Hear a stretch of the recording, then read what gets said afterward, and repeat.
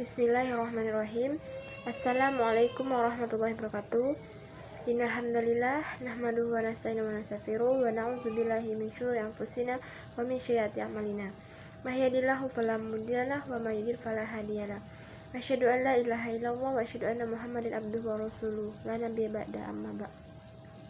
Pertama-tama mari kita panjatkan puji dan puji syukur kita kepada Allah Subhanahu wa taala yang dimana kita masih diberikan kesehatan. Dan tidak lupa kita haturkan salawat serta salam kepada Nabi besar kita, yaitu Nabi Muhammad SAW.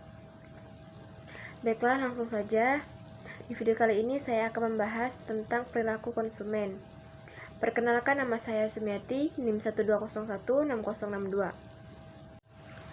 Adapun yang dimaksud dengan perilaku konsumen menurut para ahli, salah satunya yaitu Gerald Zalman dan Melanie Wellendorf menjelaskan bahwa perilaku konsumen adalah tindakan-tindakan, proses, dan hubungan sosial yang dilakukan individu, kelompok, dan organisasi dalam mendapatkan menggunakan suatu produk atau lainnya sebagai suatu akibat dari pengalamannya dengan produk, pelayanan, dan sumber-sumber lainnya. Adapun manfaat dari perilaku konsumen bagi perusahaan, yang pertama yaitu memahami perbedaan karakter setiap konsumen, yang kedua memprediksi tren pasar, ketiga mempertahankan loyalitas konsumen, keempat meningkatkan nilai daya saing dengan kompetitor, kelima yaitu meningkatkan pelayanan kepada konsumen. Dan adapun faktor-faktor yang mempengaruhi perilaku konsumen dalam melakukan pembelian suatu produk, yaitu pertama faktor pribadi, kedua faktor psikologis, ketiga faktor sosial. Dan apa sih yang dimaksud dengan faktor psikologi? Faktor psikologis merupakan cara yang digunakan untuk mengenali perasaan mereka, mengumpulkan dan menganalisis informasi, merumuskan pikiran dan pendapat serta mengambil tindakan. Bagaimana faktor psikologis mempengaruhi perilaku konsumen dalam membeli suatu produk? Yaitu ada 4 faktor psikologis utama yang mempengaruhi perilaku pembeli konsumen. Ya, ini adalah persepsi, motivasi, dan pembelajaran, keyakinan, dan sikap. Dan apa sih yang dimaksud dengan faktor sosial? Faktor sosial adalah perilaku seseorang konsumen yang dipengaruhi oleh faktor-faktor sosial seperti perilaku kelompok, acuan, kelompok referensi, keluarga, serta peran dan status sosial dari konsumen.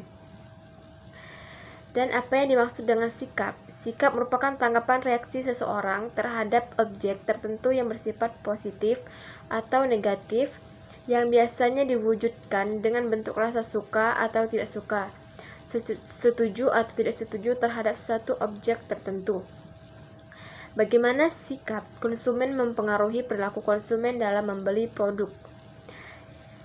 Ada beberapa tahap mengambil suatu keputusan untuk melakukan pembeli, antaranya yang pertama pengenalan masalah, kedua pencarian informasi, ketiga evaluasi alternatif, keempat keputusan pembeli, kelima perilaku pasca pembelian.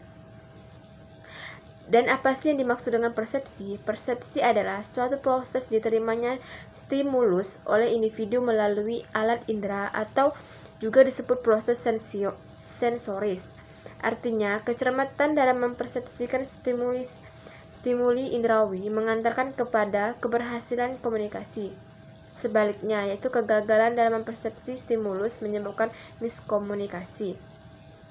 Bagaimana persepsi mempengaruhi perilaku konsumen dalam membeli suatu produk? Yaitu persepsi konsumen terhadap suatu produk akan menjadi pertimbangan konsumen dalam menentukan pilihan produk mana yang akan dibeli. Jika persepsi tersebut tinggi, maka konsumen akan tertarik dan mengevaluasi masukan-masukan informasi yang mereka dapat mengenai barang tersebut untuk kemudian membelinya. Dan informasi apa saja yang bisa diperoleh dari perilaku konsumen? Beberapa informasi yang bisa kita peroleh setelah mengetahui perilaku konsumen. Yang pertama yaitu menganalisis campaign, yang kedua keinginan konsumen untuk membeli, ketiga segmentasi pasar, keempat menganalisis sentimen. Dan apa sih yang dimaksud dengan segmentasi, targeting, dan positioning?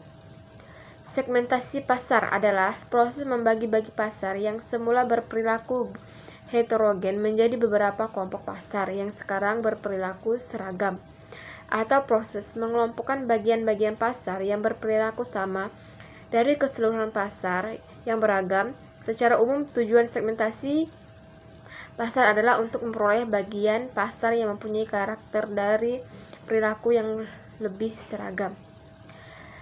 Targeting adalah strategi mengalokasikan sumber daya perusahaan secara efektif. 3 kriteria dalam mengevaluasi dan menentukan segmen yang akan ditargetkan.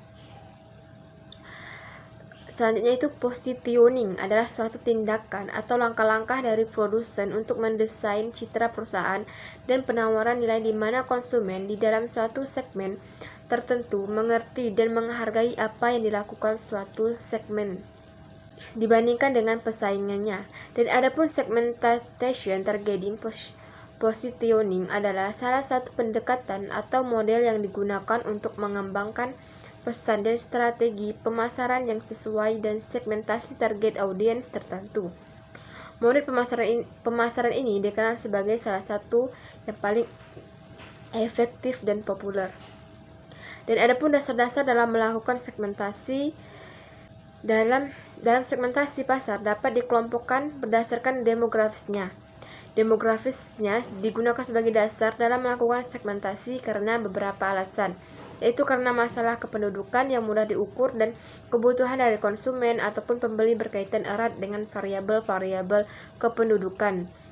Dan adapun dasar-dasar segmentasi pasar pada konsumen, yaitu variabel tersebut antara lain yaitu wilayah, ukuran daerah, ukuran kota, dan kepadatan iklim. Variabel tersebut antara lain yang berupa umur, keluarga, siklus hidup, pendapatan, pendidikan, dan lainnya. Variabel tersebut antara lain kelas sosial, gaya hidup, dan kepribadian.